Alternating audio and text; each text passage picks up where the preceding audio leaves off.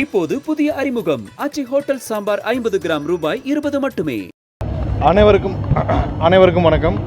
இன்று சென்னை மண்டலம் சார்பாக எங்களுடைய தமிழக வெற்றி கழக சார்பாக எங்களுடைய தலைவரின் உத்தரவின் பேரில் செயல் வீரர் கூட்டம் நடைபெற்றது.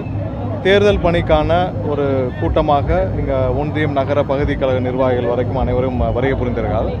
ஸோ அனைவருக்கும் தேர்தலில் எப்படி பணியாற்ற வேண்டும், எவ்வாறு பணியாற்ற வேண்டும், அவர்களுக்கு நம்மளுடைய கட்சியின் நிலைப்பாடு என்ன, ஒவ்வொரு இடத்திலும் எப்படி செய்ய வேண்டும் என்பதை எங்களுடைய தலைவர் கடந்த வாரம் மாநிலம் முழுவதும் அனைத்து நிர்வாகிகளுடன் செயல் வீரர் கூட்டத்தை துவங்கி வைத்தார். அதன் அடுத்த கட்டமாக இன்று சென்னை மண்டலத்தில் சென்னை மாவட்ட அனைத்து நிர்வாகிகளும் வரவைக்கப்பட்டு இன்று செயல் வீரர் கூட்டம் வெற்றிகரம் நடைபெற்றது.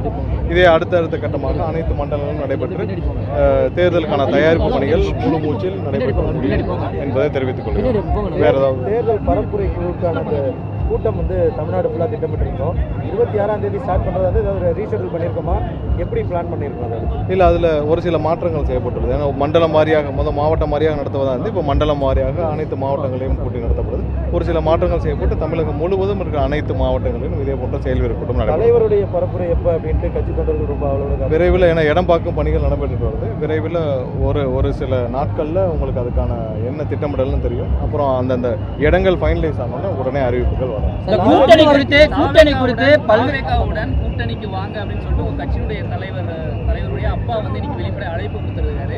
காங்கிரஸ் தலைவர் அதை நிராகரிச்சிருக்காரு. எங்களுக்கு யாரும் கொடுக்க வேண்டாம். அப்பா சொன்னது பொதுவான மக்களுடைய கருத்தை அப்பா சொல்லியிருந்தா. கூட்டணி குறித்த எல்லாமே அந்த நேரத்தில் எங்களுடைய தலைவர் எதாவது ஃபைனலைஸ் ஆதோ அறிவிப்பார். தொடர்ச்சியாக அதிமுக இது வரைக்கும் டைரக்டா விமர்சனம் பண்ணாதவங்க உங்களை நேரடியாக தாக்கி இருக்கிறாங்க. ஆனால் கட்சியிலிருந்து பெருசாக ஒரு எதிர்வினை இல்லை. அண்ணா திராவிட முன்னேற்ற கழகத்திலிருந்து, அதாவது கடந்த வாரம் எங்களுடைய தலைவர் எங்களுடைய கட்சியின் நிலைப்பாடு, கொள்கை கூட்டணி குறித்த நிலைப்பாட்டில் தெரிவித்திருந்தார். அதிமுக அவர்கள் திமுகவை எதிர்த்து ஆரம்பிக்கப்பட்ட கட்சி. அவர்கள் திமுகவை எதிர்த்து பேச வேண்டுமே தவிர அவங்க திமுகவை எதிர்த்து பேசுவதற்கு தயங்கி கொண்டு இன்னைக்கு அவர்களுக்குள்ள ஒரு சில முரண்பாடுகள் இருக்கு.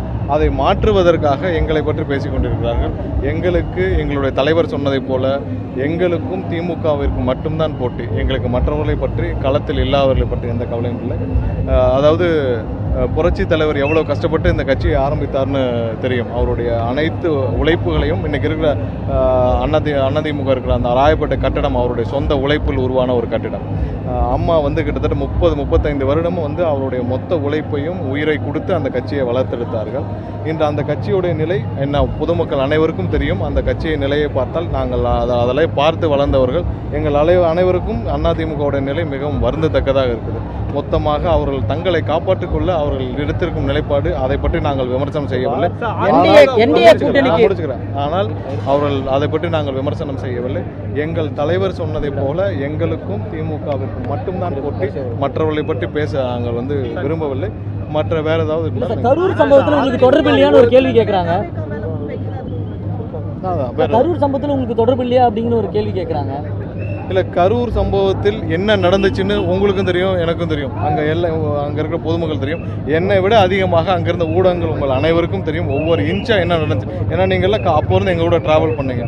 அப்போவும் இவர்கள் யாரெல்லாம் எங்களுக்கு ஆதரவாக பேசினாலும் அவர்களும் எங்கேயும் மறைச்சு பேசல. அவங்களுக்கும் கலை நிலவரம் தெரிஞ்சு அங்கே என்ன நடந்ததோ அதை தான் பேசினாங்க.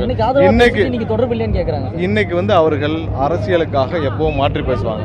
நேற்று அரசியலுக்காக ஒவ்வொரு கூட இருந்தவர்களே மாற்றி பேசியவர்கள் இன்னைக்கு அவர்களே மாற்றி ஒவ்வொரு கூட்டணி அவங்க எப்படி ஃபார்ம் பண்ணிருக்காங்கன்னு தெரியும். அந்த கூட்டணியில் இருக்கிறவங்க எப்படி வேணாலும் மாற்றி பேசுவாங்க. கரூர் சம்பவத்தில் என்ன நடந்ததுன்னு பொதுமக்கள் அனைவருக்கும் தெரியும், உங்களுக்கும் தெரியும். அதுக்கு வேற அதிமுக செங்கோட்டையன் யாரும் கேள்வி கேட்கறாங்க. இல்லை, அண்ணன் செங்கோட்டையன் மீது இதுவரை ஏதாவது ஒரு சின்ன ஊழல் குற்றச்சாட்டு இருந்தால் நீங்கள் சொல்லலாம், ஏதாவது ஒரு ஊழல் வழக்குகள் இருந்தால் சொல்லலாம். எங்கள் கட்சியில் எங்களுடைய தலைவருடன் பயணிப்பவர்கள், எங்களுடைய தலைவர் போனான்னா அன்றைக்கி சொன்ன மாதிரி தான் அவர் தலைவருடன் பயணிப்பவர்கள் அவரை மாதிரியே இருக்க வேண்டும் என்பதுதான் எங்களுடைய தலைவருடைய வேண்டுகோள். அப்படி இருப்பவர்கள் மட்டும்தான் எங்களோட தலைவரோட பயணிக்க முடியும். என்டிஏ கூட்டணிக்கு வரல அப்படின்னா விஜய் ஒரு பூஜ்யம் அப்படின்னு தமிழிசை சவுந்தரராஜன் இல்லை, அக்கா தமிழிசை அவர்கள் நிறைய சமீப காலமாக நிறைய எங்களுடைய கட்சியை பற்றி பேசிகிட்டு இருக்காங்க. நான் ஒரே ஒரு கருத்தை மட்டும் நான் சொல்லிக்கிட்டு முடிச்சுக்கணும்னு பார்க்குறேன் தமிழிசை அக்கா பற்றி. ஏன்னா 25 வருஷமாக அக்கா அரசியலில் இருக்காங்க. இதுவரை அவங்க எந்த தொகுதியிலே அவங்க வந்து நிற்கிறாங்கன்னு இது ஒரு ஒரு ஒரு ஒரு ஒரு ஒரு உதாரணமே போதும் ஒட்டுமொத்த அந்த கட்சி எப்படி இருக்குன்ட்டு. அவங்களுக்கு சொந்தமாக ஒரு தொகுதி இருக்கா? இல்லை. 25 வருஷமாக இருக்கிறவங்க இதுவரை மக்களை சந்தித்து அவருடைய தொகுதியில் இந்த தொகுதியில் நான் எம்எல்ஏ ஆவேன் அப்படின்னு ஒரு தொகுதி இருக்கா? ஒரு நாள் தூத்துக்குடி, ஒரு நாள் விருகம்பாக்கம், ஒரு நாள் வேளச்சேரி நின்றுட்டு இருக்காங்க. இப்படிலாம் இல்லாமல் மக்களை சந்தித்து மக்களுடன் இருந்து மக்கள் மீது நம்பிக்கை வைத்து அவர்கள் வேலை செய்தாலே போதும். மக்கள் அவர்கள் ஏற்றுக்கொள்வார்கள். தினமும் காலையில் எந்திரிச்சால் நாங்கள் கூட்டணியில் வர வேண்டும் என்று நாங்களும் 6 மாதமாக இதற்கு பதில் சொல்லிவிட்டோம். எங்களுடைய நிலைப்பாடு என்ன என்று. தயவு செய்து அவர்கள் வந்து மக்கள் மீது நம்பிக்கை வைத்து அதை போய் பணியாற்ற வேண்டும். எங்களை பற்றி தேவையில்லாமல் நாங்கள் ஏதாவது தேவையில்லாத எங்களுடைய கவனம் எங்கே என்று எங்களுக்கு தெரியும். நாங்கள் மக்களை சென்று சந்திக்க வேண்டும். திமுக தான் எங்களுடைய தமிழகத்தோட அரசியல் எதிரி. அவர்களை எங்கெங்கே நாங்கள் மக்களிடம் எக்ஸ்போஸ் பண்ணோமோ அதை பண்ணிட்டு இருக்கோம். தேவையில்லாமல் எங்களை பற்றி பேச வேண்டாம் என்பது எங்களுடைய தாழ்மை. வேட்பாளர் தேர்வில் தீவிரம் காட்டிட்டே இருக்கு. கூட்டணி குறித்து பேசினா டெல்லியில இருந்து கண்காணிக்கிறாங்க அப்படின்ட்டு உங்க கட்சியினுடைய ஒருங்கிணைப்பாளர் வந்து பேசியிருக்காரு.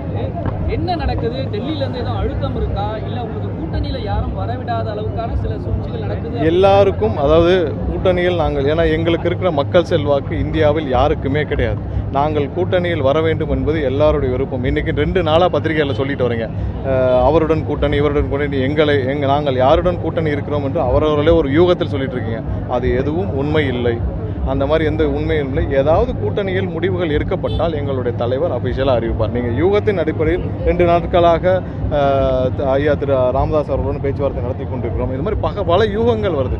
அந்த யூகங்களை தயவு செஞ்சு பத்திரிகையாளர் தவிர்க்க வேண்டும் என்று கேட்டுக்கிறோம். ஏதாவது ஒரு அபிஷியல் அறிவிப்பு வருதுன்னா எங்கள் தலைவர் மூலியமாக கண்டிப்பாக வரும். இல்லை, அதெல்லாம் பின்னர் அறிவிக்கப்படும். வேற ஏதாவது சரி, நன்றி. இப்போது புதிய அறிமுகம் ஆச்சி ஹோட்டல் சாம்பார் 50 கிராம் ரூபாய் 20 மட்டுமே.